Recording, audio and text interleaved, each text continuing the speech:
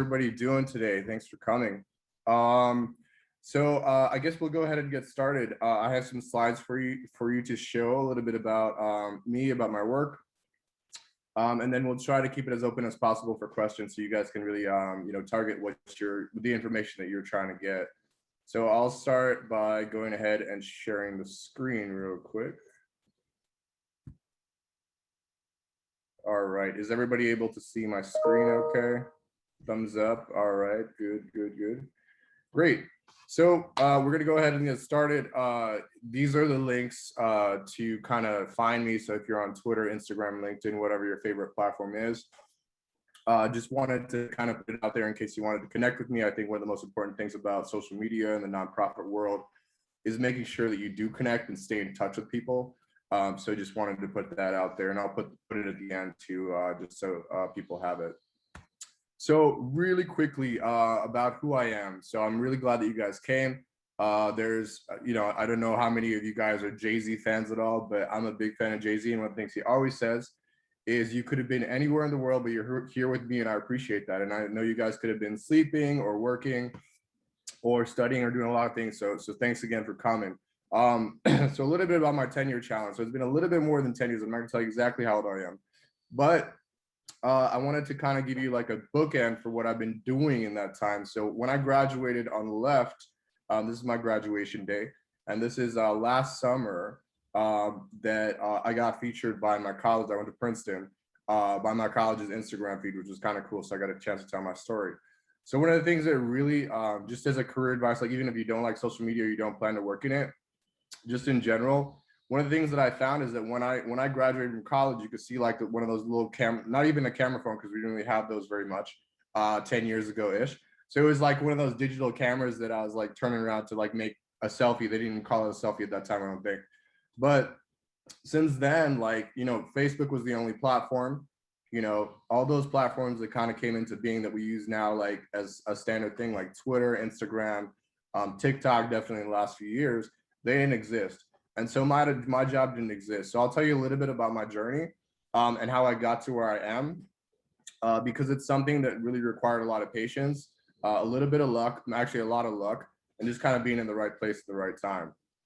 So my first job, as you can see on the left, very young and fresh. I used to work for an NBA team called the Minnesota Timberwolves. Did not do anything related to what I do now, but basically I was working in the marketing department. What it amounted to was a lot of just ticket sales and like calls and stuff like that. Didn't like it at all. Did not like the corporate world. Really liked meeting professional basketball players. I'm actually 6'3", and I did play a little bit of basketball, like club basketball in college, but it's just another level and a different kind of game in that sphere. After a bunch of different job opportunities and other things that I was working on, I actually landed in the mayor's office a few years later, in 2011. For incoming Mayor Rahm Emanuel. One of the cool things about that opportunity is that they were setting up their social media accounts to get the administration started. And one of the things that was really cool about it was that I had some background in photography, but not much.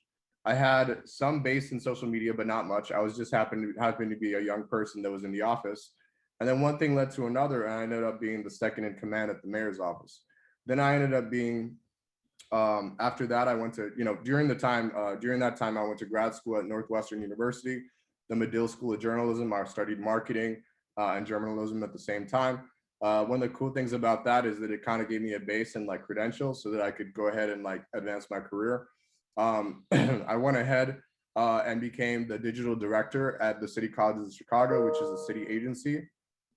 And then after that, I wound up at the MacArthur Foundation, where I'm in charge of all the digital as well. So it's been a really quick path, because that's really only been about 5-6 years since that entire path started working in social media.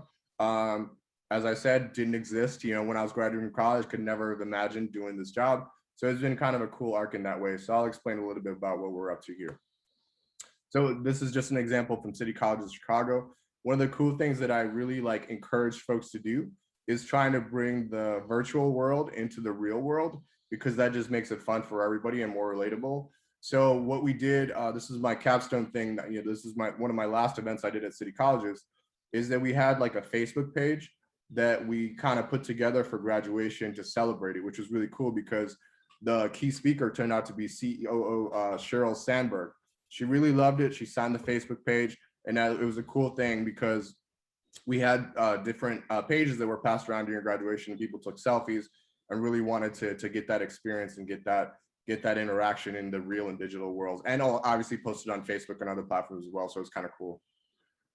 So what do I do now at the MacArthur Foundation, now that I've told you a little bit about where I came from and how it came up there? So I never really envisioned working at the MacArthur Foundation. The MacArthur Foundation is a very traditional foundation. It's very, how should I say this? It doesn't quite have, like we have a big reputation in Chicago and in a bunch of other areas, and I'll tell you a little bit about what we are in a second, but it's not a place that ever had a digital director. Like I started out fresh. We had a Twitter account and that was really it. And so what I was charged with was building everything from scratch. So a little bit about our grant making. We're a foundation, a private foundation. We have about $7 billion in our endowment under management. And what we do is that we don't ask for any resources from anybody. We don't take donations. We don't really take anything. And so one of the main things that we do is we just sit on an endowment that came from John D. and Catherine T. MacArthur.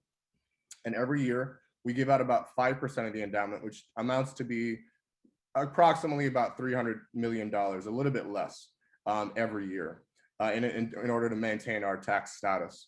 But what we do with that funding is a variety of things. So some of the funding goes towards reducing nuclear proliferation. Some of it goes towards conservation and climate change. Some of it goes towards criminal justice efforts. Some of it goes towards supporting the arts and anti-violence stuff in Chicago. So we do a wide range of things. And one of the things that we're most known for is what we call the MacArthur Fellowships, if you've ever heard of the Genius Grants. The MacArthur Fellowships, which are informally called the Genius Grants, but we don't call it that, is essentially a $625,000 grant that we give to individuals every year. So we pick about 20 to 25 individuals. The cool thing about that is that the grant is no strings attached. So they're allowed to use the money however they'd like. It's not a grant that anybody expects because you're not allowed to apply for it. But if you are like an artist or you are a scientist or somebody that's doing creative work, people in your field will nominate you. And then we go through multiple rounds of revisions and kind of like evaluations. And eventually we'll cull it down to about 25 people a year. So it's kind of a cool, fun program, but also like very inspirational. And we get really, really cool responses from the folks that do earn fellowships, and also from the folks that do know them and are inspired by their work. So now that you know a little bit about the MacArthur Foundation, I wanted to talk about specifically what we do in like the digital sphere. So one of the things that we really did, like when I started out, and I'm a team of one, I have an intern that helps me sometimes, but sometimes in the summer, and it's not really like a full-time person. So one of the main things that we did is we made sure that we mastered the basics of what we're doing. So that means like posting regularly. That means making sure that we have like a content plan and a calendar, and making sure that all of our platforms look like they come from the same place. So if you look at our Instagram feed versus our Twitter feed, it's not going to be the same content, and it shouldn't be because they're two different platforms. However, it does look like it's the same person or the same foundation or the same organization that's posting, and that's really important to have that uniformity. We've grown our digital strategy and thoughtfully engaged grantees. Believe it or not, we did not have a Facebook page when I started. We didn't have an Instagram feed. There's a lot of things that we didn't really use very effectively either. We didn't use our LinkedIn feed at all. It was very blank. So we've kind of grown our strategy and like expanded our footprint even beyond traditional social media platforms. We've also thought differently about content, as I just mentioned in the last point, and went beyond social media. So we've done stuff like quizzes, we've done Q&As, and we tried to find like really cool niche ways to highlight our grantees. And above all, what we do when we think about how we're going to move forward is we think about audience and voice.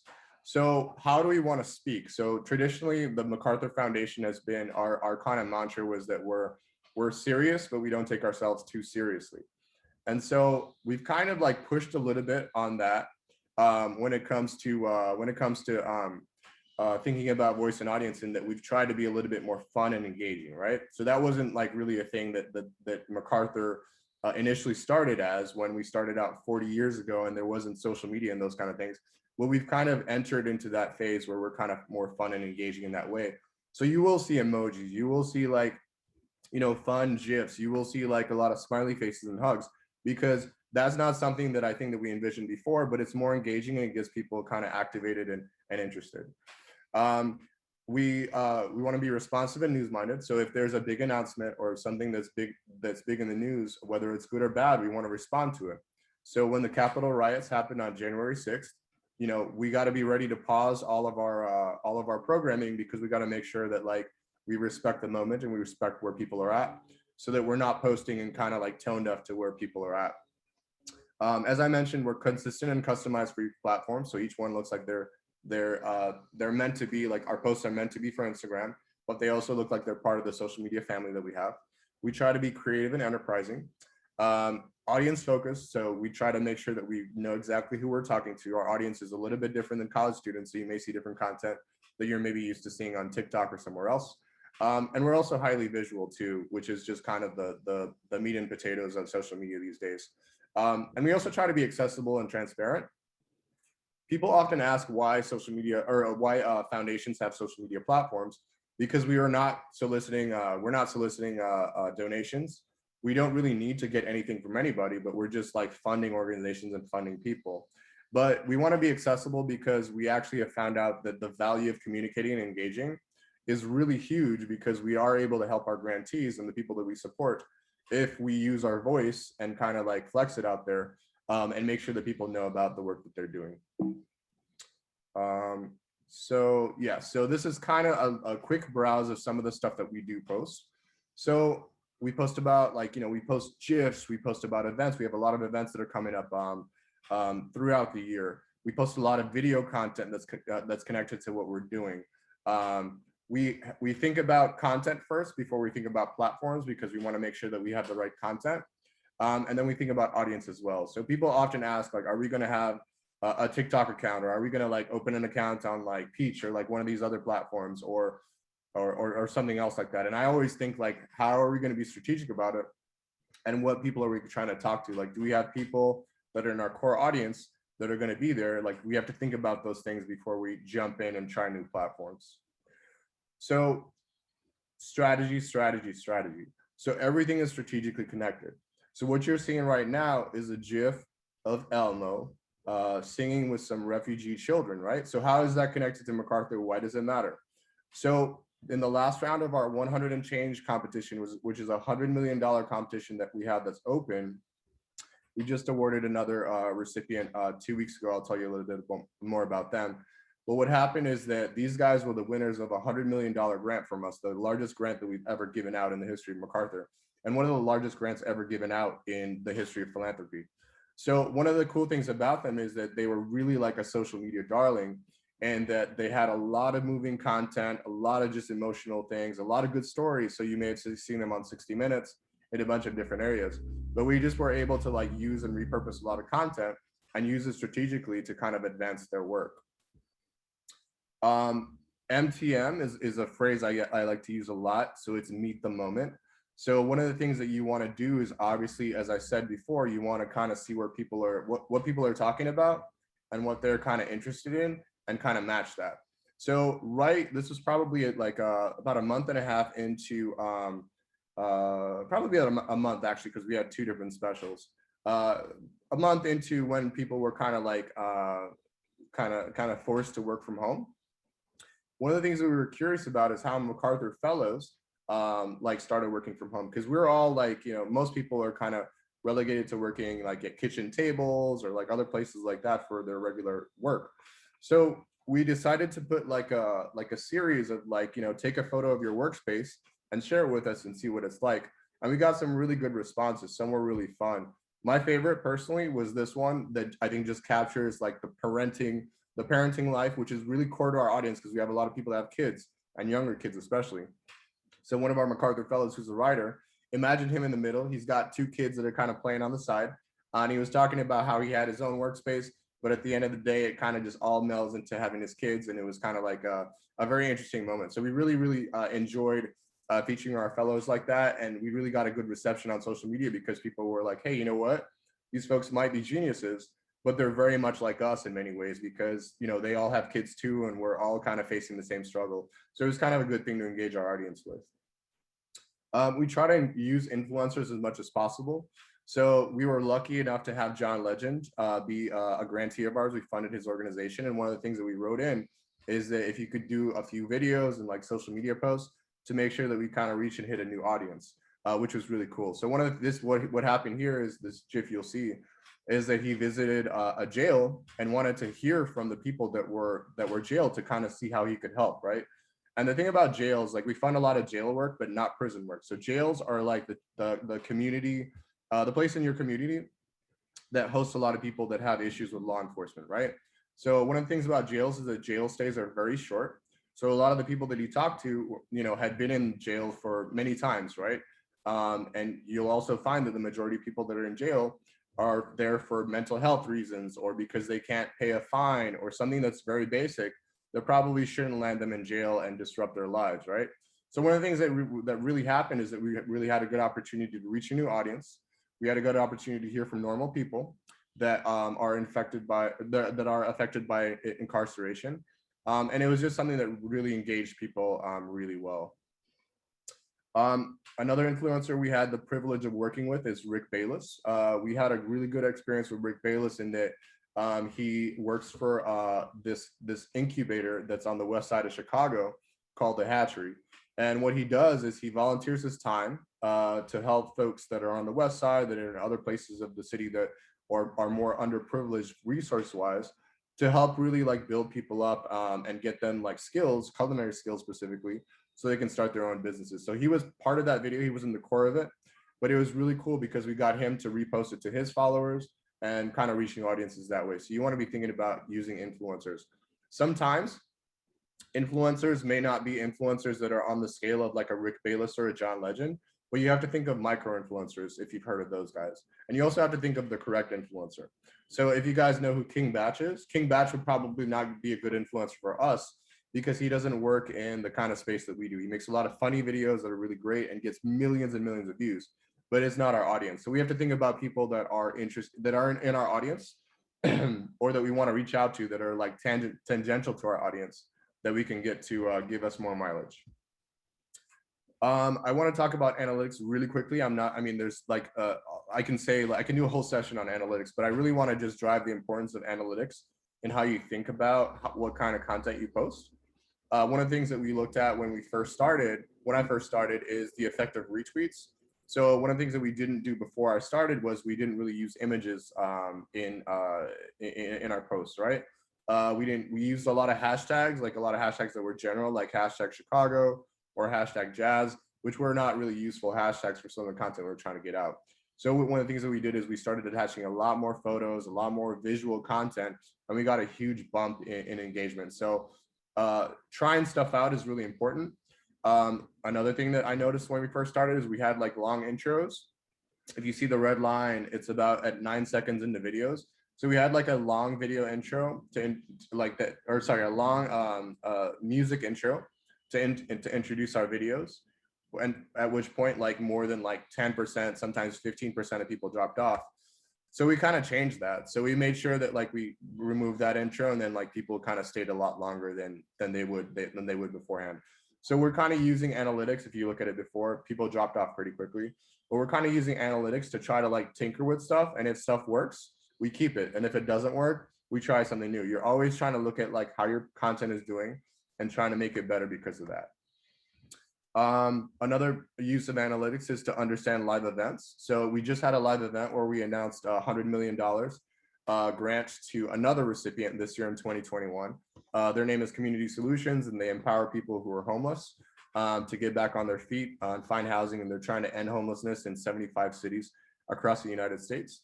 We had a live event, which was really cool, where we announced the winner. And if you look at the bottom right-hand corner of the screen, you'll see tweets over time. And so one of the cool parts about it is that we saw like right when like 4 o'clock is when we announced the winner, you kind of see like people starting engaging, like the excitement's building up, and all that's kind of coming up right into the announcement. So it was really cool to see that. And we can kind of see like as presentations started right about here. You can see where people got more engaged and you know, really excited about other finalists that were talking about our work. So it's really cool to see that and really important to understand, so the next time that we decide to curate an event or put it together, Maybe we will tinker with the order of things. Maybe we will make sure that things are different, right? So we can always learn about how people are reacting and try to tinker and make our strategy better because of that. So as I mentioned, Community Solutions, they're the $100 million recipient in our 100 and change competition. One of the things that I really want to stress more than anything else in terms of a tactic is using a call to action. So they call them CTAs. CTAs means something a little different in Chicago, but CTAs are basically calls to action. One of the things that we like to do is try to put some stories in Instagram. So you'll see a couple paragraphs. You'll see maybe an imaginary situation where it's like, imagine this, like that inspires people to think about stuff, to put themselves in somebody else's shoes, and to really see, like, to really kind of engage and like ask for answers, right? So we ended up with, imagine if you woke up with $100 million grant, which is the day after the competition, right? And we asked people, what would you do with $100 million for your nonprofit? And so one of the cool things that happened is that we got a ton of responses. So people were talking about, if I'm in Nigeria, I would work on a home facility. If I was in my country in Eswatini, which is in Swaziland, I would help eradicate poverty. If I was in Brazil, like we got responses from all over the world, right? These folks are did not apply for our competition, and maybe they will next time. Hopefully they will. But it inspires people to dream, right? And that's the cool part about the competition. It's not just about the organization that won. It's more about getting other people to think about what they could do with more funding. And a lot of organizations that did apply for this award and didn't get it, a lot of them did get funding from other places, right? Or they were able to better their proposal so they can apply for funding in other places too. So we're trying to think beyond, as a competition, we're trying to think beyond just the $100 million recipient number one. And on social media, we're going to try to think beyond just the folks that we're trying to highlight, right? And try to like uplift kind of everybody and make feel good stories in that way. So let's talk about going beyond a little bit more, right? So we talked about social media. You've seen some of the posts we put on Twitter, Instagram, stuff like that. So creating real world interactions that are meaningful, I think that's important. So I already showed you the example in City College of Chicago where we made like a Facebook board. We want to build constellations of content. So this is my favorite shirt that I like to wear for some presentations. If you see, you'll see like a constellation, we'll talk about it. So constellation of content means building out content into different pieces. And then thinking about like things beyond. So thinking about Q&As like on Reddit, thinking about quizzes that we can make, thinking about lists. And that's kind of like cool content that isn't like, isn't directly to be posted on Twitter, if it is. But it kind of like broadens our digital footprint, and that's what we're all about. So a case study about a constellation of content. So the key part about a constellation is that there's different parts of, if you think about constellations, there's different stars in the constellation, but there's a central piece, right? So this is a story about some of our grantees. I don't know if you guys have heard of My Block, My Hood, My City. They're on the south side of Chicago. One of the good things that they do is that they take a lot of students out of neighborhoods in the south side, west side, really any corner of the city, and introduce them to other corners, because sometimes a lot of students have not been there. So it's a really good program. It's a mentoring program. It's a good way to introduce students to new things. It's a way to, maybe a student doesn't have the access to go to Vietnam, for instance, but you can go to Argyle and you can try Vietnamese food, get to know that culture. Like it's a cool, like cross-cultural pollination thing. So this is a GIF that I made out of a video that they posted. So we made a story about them, and I'll tell you about all the different pieces that came out. So this is a GIF that came out of the video. We put a story that was up on there on our website. So we talked about the work that they do to uplift students, most of whom are Black and Hispanic. We had a video, as you saw, that I cut the GIF out of the video that we posted. We posted the GIFs on Twitter and on our Jiffy page. You should check out our Jiffy page. We've got millions of views and a lot of cool content there. So this is their YouTube channel and the video that came there. And then we did another Q&A. So this is my colleague, Kristen Mack, who's my boss, actually. So we did a Q&A with the founder and the head of the organization, Jamal Cole. And we got a ton of engagement where people were asking questions. He's a very engaging guy and very entertaining. He's actually running for Congress right now, which is very interesting for the spot that Bobby Rush is in Congress right now for. But it was a really engaging piece, and we took all those pieces of content and directed it back to our initial story. So that was a really important thing to kind of grow the constellation. So every time that you have like a piece of content or an announcement or something that's really big, you want to think about different ways to kind of highlight that in different places. Great. So we'll talk about quizzes real quick. This will be one of the last pieces that I wanted to talk about, and then I'll open it up to you guys for questions. I think we're good on time there. So this is something that one of our grantees did. I really like it. So they talk about Fossil Friday, right? So you can do a basic quiz like this, where every week or every like once in a while, whatever you'd like, you can ask your followers a basic question like this. Like they got pretty good engagement, where they have a lot of people that are like kind of inside baseball on dinosaurs and kind of this kind of work. And a lot of science geeks there, which is really good. So you can do like a basic quiz like that and kind of get that. Sometimes I think they attach like prizes, so that could be a cool way to incorporate that. We are not allowed due to foundation rules to attach prizes to any of our stuff. But yeah, I think it's a cool way to kind of engage people in thinking about like an easy quiz. One of the things that we did do is we put together a quiz about the MacArthur Fellows. If you actually Google it, you can kind of take a look at what we have out there. But one of the things that we found is that a lot of people don't know too much about the MacArthur Fellowship. So we put together a quiz of 10 questions about the MacArthur Fellows. And one of the things, again, thinking about constellations, is that we wanted to post it and repost it in many other places, right? So we had the quiz that sits on our website that you guys should Google and go and take for yourselves to see how you do. It's a pretty tough quiz. I don't think I've seen anybody get a 10 on it. I think many people have gotten maybe like 7s or 8s, but it's really difficult. But yeah, so it's a way for you to kind of learn more about the MacArthur Fellowship. So it's educational, but also fun because, you know, it can be a really engaging thing. So if you guys maybe, can we use the voting option? Is that possible? I don't know if we can use the voting option, but oh, we can use the polling option here. Let's see. Well, I should have probably planned this a little bit better, but we'll go ahead and skip the polling option. But it would be cool to kind of get you guys' gauge on how you think. So just so you guys, you know, honor system, I guess. If you guys could tell me what you think the answer to the first question is. So why do we not, as the MacArthur Foundation, use the term genius grants?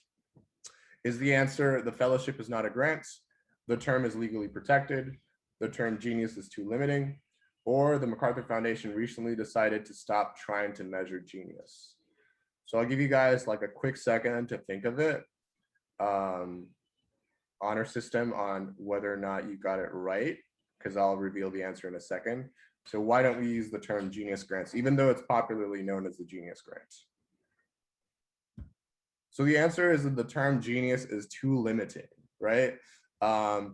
It's one of the things about genius is that people think that genius is something that you just got like struck with a bolt of lightning or something like that. But a lot of people that we find that earn MacArthur fellowships are people that like are really just like creative, right? They're very hardworking for the most part, but they're people that are creative. So they're always trying to find solutions, or they have like a really new piece of approach to music, or they have a new approach to like, you know, solving climate change or something like that. So that's one of the main things that we try to do. So people love this quiz, they really enjoy it. And it's a cool way to learn about the fellowship in that way. And it got us a lot of engagement and a lot of hits on our site, which is really cool. So that's it for my presentation. I'm going to give you the key takeaways, and then I'm going to open it up to you guys to really dig in with your questions. So again, I want you guys to be strategic and thoughtfully engage your audiences. So think about your audience. Is your audience millennial? Is your audience a senior audience? What is your audience?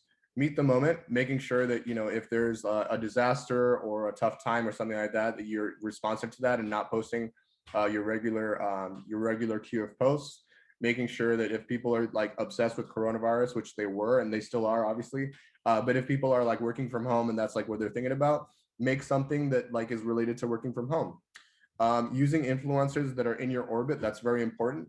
Maybe you may not be able to get a really huge influencer like King Batch or somebody else, or Kim Kardashian or anybody else, but there are influencers in your orbit, influencers that you know, or people that are important to the audiences that you care about.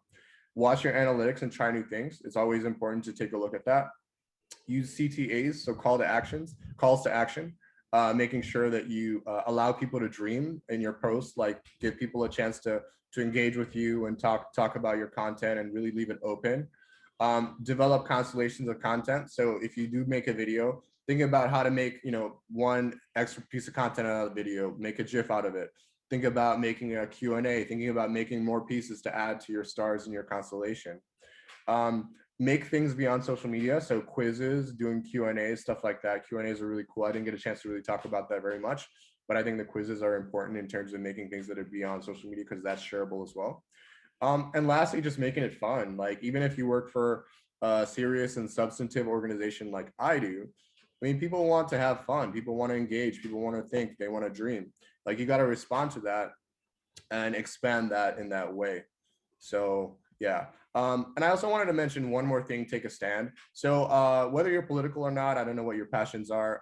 And I hope that you do have passions no matter what sphere they're in. But one of the passions that I have was definitely in social justice. When the George Floyd killings, we just had a verdict this week, which was cathartic for a lot of folks, but also painful at the same time, very complicated. But one of the things that happened last summer is that I coincide, like one of the things that I am is I'm a photographer as well. So I was out there, I went to tons of protests. I'm a photographer. So if you check out my Instagram, I have tons of photos of some of the work that I did. And so it kind of worked out that it coincided with some of the work that we were doing, because as a foundation, we took a stand for justice and you know, against anti-Black racism. So one of the cool things is that my photos that I took a lot of these protests were incorporated into some of the posts that we did. And if you look at it, I can send a link later. I actually collected some of my colleagues to actually take a stand who are emerging professionals, a lot of us who are out there at the protests. So I think that you should do something that you're passionate about and take a stand and you know, take a stand and try to incorporate it. If your personal passion and what you're really excited about aligns with what you're really excited about at work, like that's like amazing, because that doesn't happen to a lot of people. But if you can get it and you can kind of get that role where like those two things aligned, like that's kind of like all that life's about, right? So I just wanted to put that out there as a final thought. So any questions that you have, please ask. Fun GIF of Chance the Rapper and Steph Curry. We don't have a connection to Steph Curry, but Chance the Rapper is in our sphere of influence because I don't know if you guys have ever gone to a U Media library at the Chicago Public Library, but we actually funded the very first one. And that location is where Chance the Rapper kind of cut his chops and learned a lot about writing, a lot about poetry and his music as well. And he credits that location very much. So we're kind of connected to him in that way, in a distant way. So wanted to open it up to questions and definitely put up my information so you guys can you know, take a look at me on Instagram or Twitter or any other platforms. So we'll go ahead and open it up to questions from folks.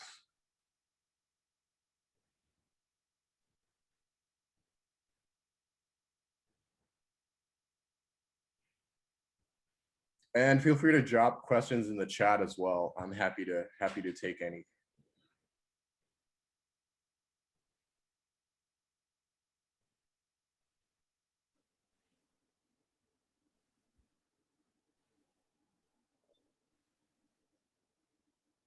I guess I can go. Please do. So I run like a really small Twitter account for our radio station news branch. But I've been kind of trying to like get more of a following on that.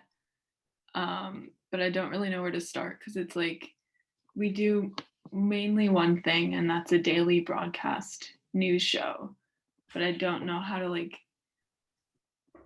promo that on Twitter or like formulate like a strategy around that at all. So do you have any suggestions?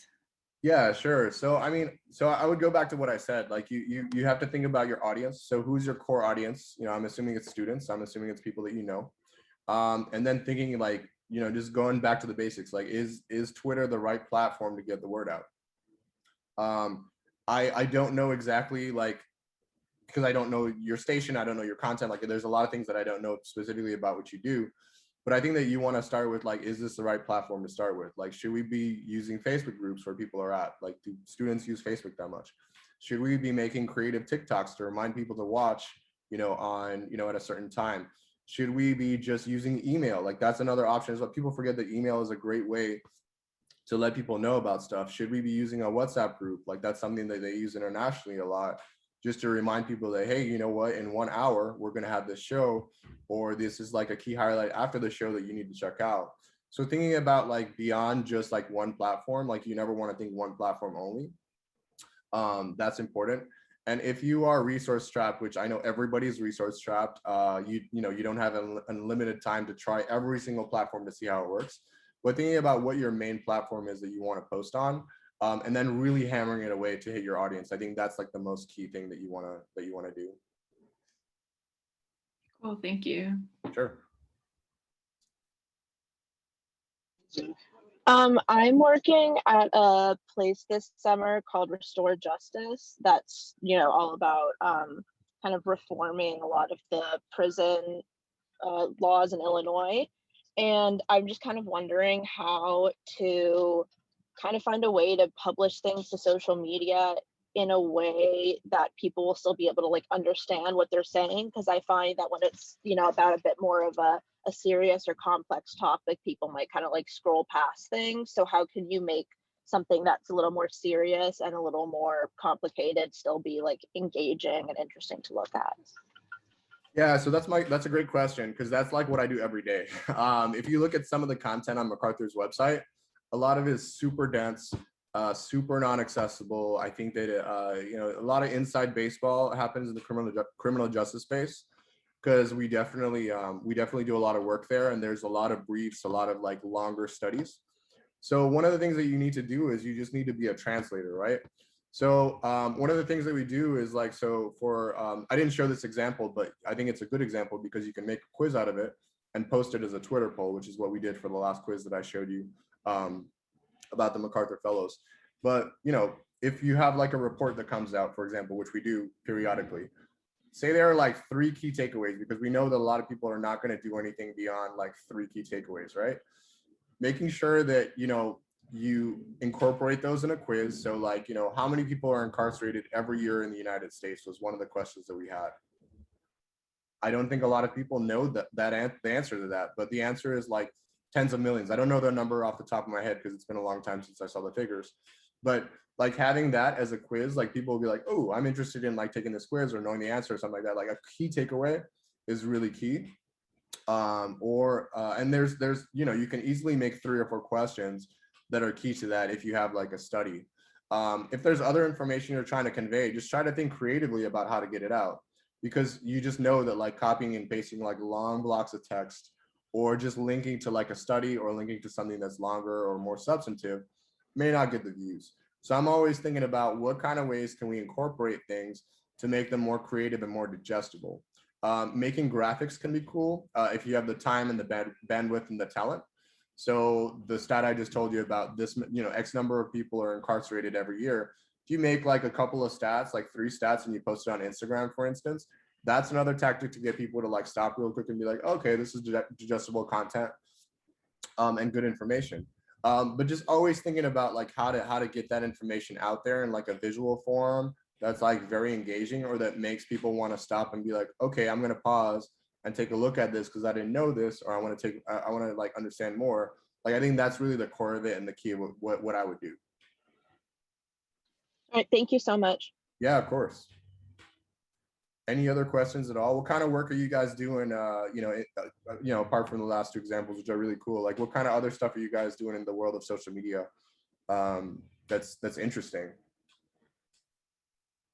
I'm currently working for a company based in Barcelona, and I'm doing like their like digital marketing, I guess. And I think the biggest struggle for me is just trying to come up with different content to post, because it's like a service, so it's basically a university and industry collaboration type of service, and it's just not to say boring, but just not like super exciting to be marketing, I guess. Okay. It's really hard to come up with like different creative content, I guess. Sure. I mean, yeah, coming up with content is always difficult and tricky. I think doing the best that you can. I think that like always thinking about what like one of the things that I do is I always try to stay up on what new platforms are out there. We just recently got capability to do a LinkedIn live. So like live video on LinkedIn, which is really cool. We have a very engaged, populace out there. So thinking about what kind of new tools that you have or what tools are out there is always like a great idea. Thinking about how you can integrate them across platforms, if you have to do that, is really cool. And then also just being realistic, right? Like we always, like I have like dreams of doing like the most extravagant things, right? But I also know I need to pare it down into something that I can manage because of restrictions, restrictions from being a foundation, because of, people are not necessarily comfortable at MacArthur trying X or Y or Z because of whatever reason, or because I'm one person and I would need a team of like 5 people to pull something off, right? So you always want to think of like what you could do and then like kind of cut it down into like what you actually can do, and being ambitious in that way and having that passion to always want to try new stuff. That makes sense. Thank you. Yeah, sure. Any other questions at all? I think I can probably take this screen down if you guys want, so you can we can see each other a little bit better. But yeah, any other questions at all, or any advice that I could drop, or advice you guys could give to me about the work that we're doing? Because I think a lot of you guys know more about social media in some ways than I maybe do, if you've taken a look at our platforms. I'm happy to definitely be in touch with you guys. If you would like to follow me on any of those platforms I mentioned, I think Jen and Sydney can definitely send my email along as well if you want to stay in contact. But yeah, if you have any questions at all, or any thoughts or anything like that, I'm more than happy to chat with you guys and stay in touch and all those things for sure.